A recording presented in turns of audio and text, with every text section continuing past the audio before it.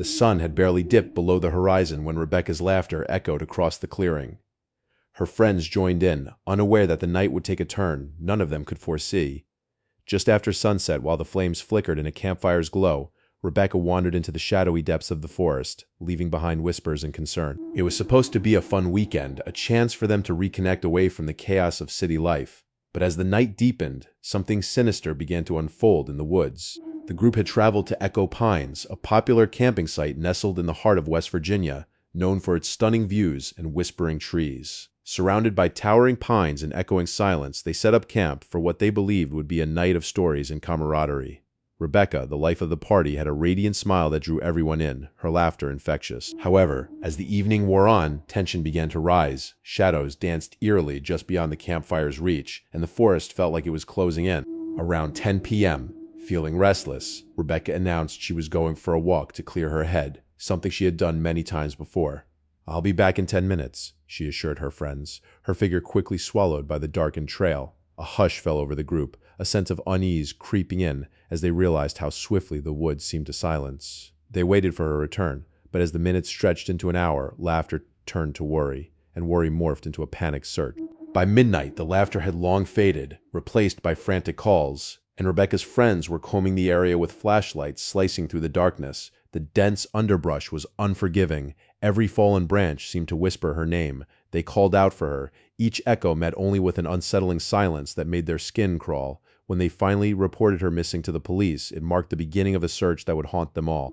The morning sun broke through the trees, casting harsh light on worried faces as local authorities joined the search. The police quickly established a perimeter and utilized search dogs, helicopters, and volunteers from the nearby towns. They scoured every inch of the forest but found nothing, no sign of struggle, no personal belongings, not even a footprint to suggest Rebecca had ventured far. Days turned into weeks, and as hope began to dwindle, the emotional toll on her friends became evident. Investigators began piecing together Rebecca's last known moments. They interviewed her friends, gathering every detail they could about her behavior and interactions leading up to her disappearance. One friend recalled a strange encounter at the campsite with an unknown man who had wandered nearby, watching them from the tree line. His presence had unnerved them, but they assumed he was merely lost like anyone else. What they didn't know was that this man would become the crux of their investigation. Weeks later, a hiker stumbled upon a small, forgotten path off the main trail. Something about the sight felt off. An icy finger of dread crept up their spine. As they ventured further, they discovered items that raised alarm. A weathered backpack seemingly abandoned,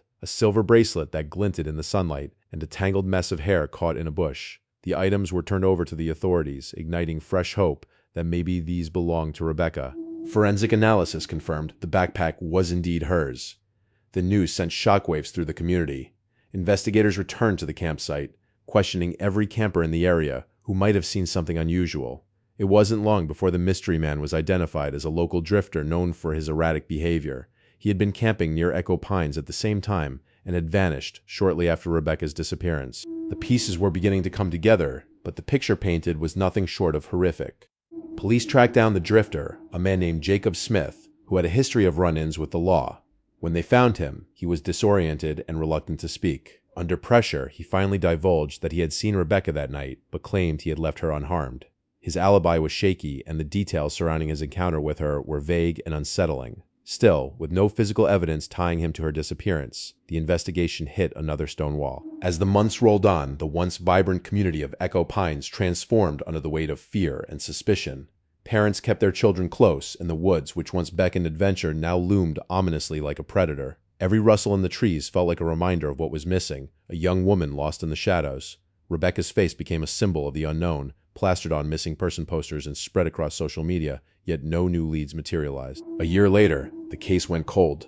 Law enforcement continued their efforts, but with each passing month, the hope of finding Rebecca faded like the last rays of sunset. In the absence of concrete evidence, they looked into any connections Jacob had that might lead to a break in the case. It was during one of these investigations that they discovered Jacob had ties to a network of drifters known for shady dealings. This network was infamous for drug-related activities, putting them squarely in the radar of the local authority. As tensions rose, the police decided to bring Jacob in for another round of questioning. He seemed to crack under the pressure, revealing more erratic and contradicting accounts of that fateful night. However, nothing he said could be corroborated with any physical evidence, and he was soon released. The investigation continued to spiral, leading officers down countless dead ends and false leads, yet still no trace of Rebecca. The community remained on edge, haunted by the thought of what might have happened in the depths of Echo Pines that night. As memories of Rebecca faded into whispers, the case became emblematic of a haunting, unresolved mystery.